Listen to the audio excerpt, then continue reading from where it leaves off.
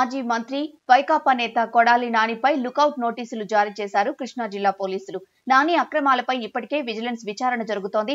ఈ నేపథ్యంలో తప్పుడు చిరునామాతో పాస్పోర్ట్ సృష్టించి విదేశాలకు వెళ్లే అవకాశం ఉన్నందున ఆయనపై చర్యలు తీసుకోవాలని సిఐడి అదనపు డీజీకి కృష్ణా జిల్లా ఎస్పీ ఆర్ గంగాధర్ రావు లేఖ రాశారు. దాంతో నానిపై లుకౌట్ నోటీసులు జారీ అయ్యాయి. దేశంలోని అన్ని విమానాశ్రయాలు, ఓడరేవులకు ఈ సర్క్యులర్ ను ఆన్లైన్ ద్వారా పంపించారు. కొడాలి నానిపై ఇప్పటికే పలు కేసులు నమోదైన నేపథ్యంలో ఆయన దేశం విడిచి వెళ్లకుండా నిరోధించేందుకు ఈ చర్య తీసుకున్నారు. ప్రస్తుతం ఈ వార్త ఆంధ్రప్రదేశ్ రాజకీయాల్లో కలకలం సృష్టిస్తోంది. ఇప్పటి వరకు చాలా మంది అరెస్ట్ అయిన నేపథ్యంలో కొడాలి నానిని ఎందుకు పట్టించుకోవడం లేదని టీడీపీ కార్యకర్తలు సోషల్ మీడియాలో విరివిగా పోస్టులు పెట్టారు.